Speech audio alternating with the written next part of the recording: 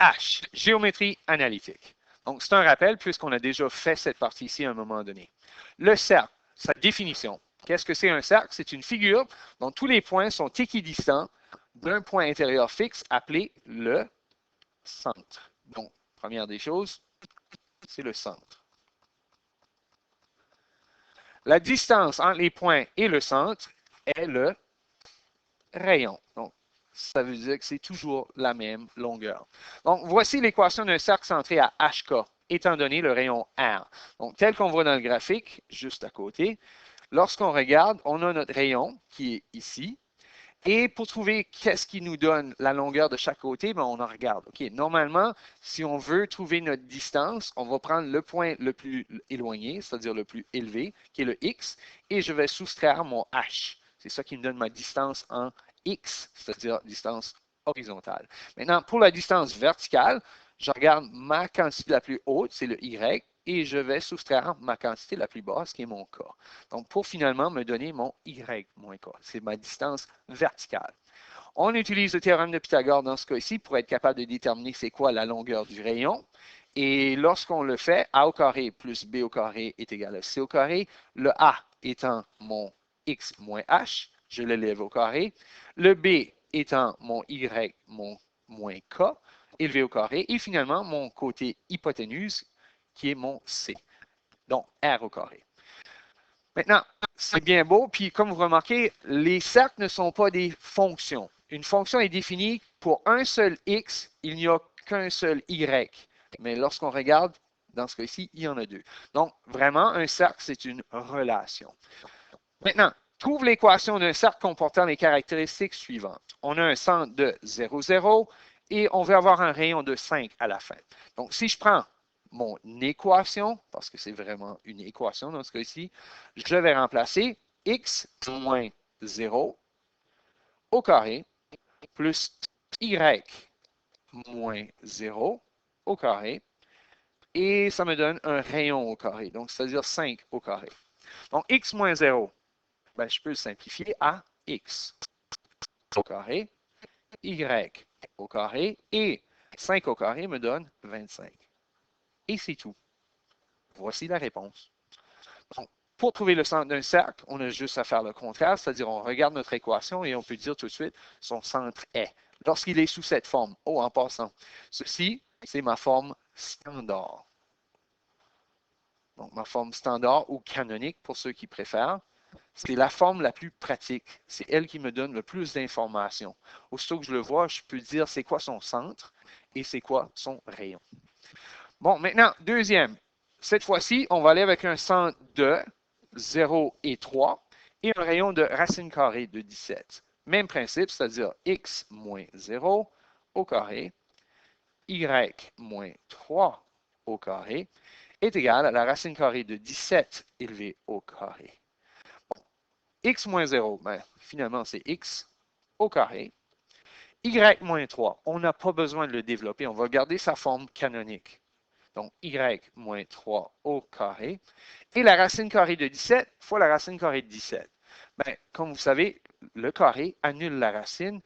Si vous voulez le faire le calcul, ça va donner la racine carrée de 189, mais la racine carrée de 189, ça donne 17. Et voilà ma réponse.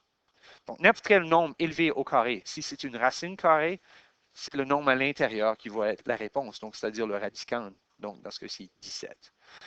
Dernière, mais non la moindre, cette fois-ci, on a un centre de 7 et moins 4. Un rayon de 3 racines carrées de 2.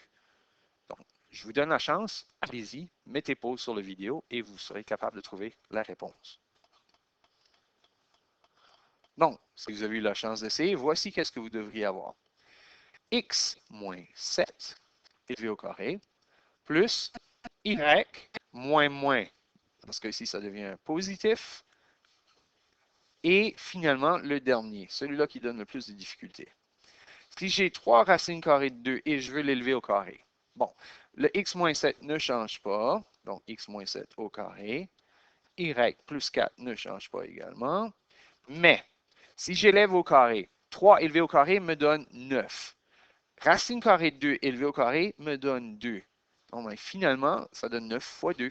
Donc, ma réponse est x moins 7 au carré, y plus 4 au carré est égal à 18. Et voilà. Faites attention, hein, quand on élève au carré un monôme, comme 3 racines carrées de 2, ça va donner une seule réponse. Il y a des gens, des fois, qui vont faire 3 fois 3, 3 fois racine de 2, racine de 2. Ce n'est pas un binôme. Donc, il faut vraiment faire attention à cela. Maintenant, exemple 2. Trouve les coordonnées du centre ainsi que le rayon. Donc, on va faire le contraire de ce qu'on faisait, c'est-à-dire on va aller chercher les coordonnées et le rayon. Donc, premièrement, vous avez x au carré moins 44 est égal à moins y au carré. On regarde le format habituel, si on en regarde juste ici, et on voit que non, il n'est pas dans le bon format. Donc, on va l'apporter dans son format normal, x au carré plus y au carré, donc c'est-à-dire le y au carré change de bord, et 44 aussi change de bord. Donc, ça devient égal à 44. Bon, on a déjà presque fini. On peut déjà voir son centre, mais le problème, c'est son rayon. Maintenant, la partie à la fin ici, c'est toujours r au carré. Donc, premièrement, on va écrire r au carré est égal à 44. Et on essaie de trouver notre solution. On veut le rayon, donc on va aller le chercher. Qu'est-ce qu'on fait pour trouver le rayon? On fait la racine carrée. Bon, encore une fois, il y a l'existence possible du plus ou moins, mais un rayon, normalement, ne sera pas négatif. Donc, le rayon ici est égal. Qu'est-ce qui fait 44? N'oubliez pas, hein, pas de calculatrice dans ce cas-ci, si on essaie de simplifier. 44, c'est 4 fois 11. Et la racine carrée de 4, ça donne 2. Racine de 11. Ici, je ne sais pas c'est quoi la longueur réelle, ce n'est pas des centimètres, des mètres ou quoi que ce soit, donc j'écris U. Et finalement, mon centre, puisque je n'ai rien, pas de parenthèse, quoi que ce soit, je peux dire que mon centre est 0, 0. Donc, je suis centré à l'origine et j'ai un rayon de 2 racines de 11. Racine carrée de 44, c'est 6, quelque chose. Donc, on est un peu plus long que 6 les unités. Maintenant, le troisième exemple. Quelle est l'équation du cercle? Donc, finalement, on cherche l'équation du cercle qui a un centre de 0 et moins 8 et qui passe par le point O. Ça, c'est un mot-clé ici. Il est centré ici et c'est un point qui finalement veut dire, si c'est centré, automatiquement, le 0 et le moins 8 représentent H et K, tandis qu'un point, automatiquement, représente X et Y. Mais finalement, si on regarde l'équation d'un cercle, X moins H au carré, Y moins K au carré est égal à R au carré. On a les 5 morceaux, 5 paramètres. On en a 4 des 5. Donc, je peux remplacer. Je commence avec mon X qui est 5, moins H qui est 0 au carré, plus Y qui, dans ce cas-ci, est moins 4, moins... Ah, là, je vais écrire une double négation. On peut toutefois écrire plus automatiquement, est égal à R au carré. Bon, 5 moins 0, c'est 5. Élevé au carré, c'est 25. Moins 4, moins moins. Ben, moins moins, ça devient un plus. Fait que finalement, c'est 8 moins 4. Ça donne 4. Et c'est égal à R au carré. Maintenant, 5 au carré. 25. 4 au carré. 16 est égal à R au carré pour un grand total de 41 qui est égal à R au carré. Maintenant, là où les élèves se donnent de la difficulté, c'est ici. Est-ce qu'on vous demande de trouver le rayon? Regardez la question. Dans ce cas-ci, il n'y a absolument rien dans la question qui pose quel est le rayon. Donc, vous n'avez pas besoin d'aller plus loin. R au carré, c'est 41. C'était le seul morceau qui me manquait. Donc, je peux maintenant écrire mon équation de cercle qui est x moins 0 au carré, y plus 8 au carré est égal à 41. Vous n'avez pas besoin d'aller chercher le rayon. Ça ne vous donnerait absolument rien. Donc, dans ce cas-ci, pour simplifier, puis ceci, n'oubliez pas, simplifiez-le toujours, x au carré plus y plus 8 au carré est égal à 41. Voici l'équation du cercle centrée à 0 moins 8 et qui passe par le point 5 moins 4. Dernière petite chose, comment je fais pour savoir est-ce qu'il passe vraiment à ce point-là? Bien, ça se vérifie assez bien. Je prends mon 5, je le place, 5 au carré, plus moins 4 plus 8 au carré est égal à 41. 5 au carré, on sait que c'est 25. Ici, ça donne 4. 4 au carré, c'est 16.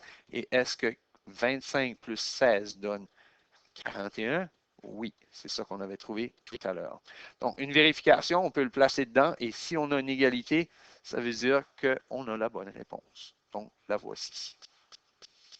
Prends le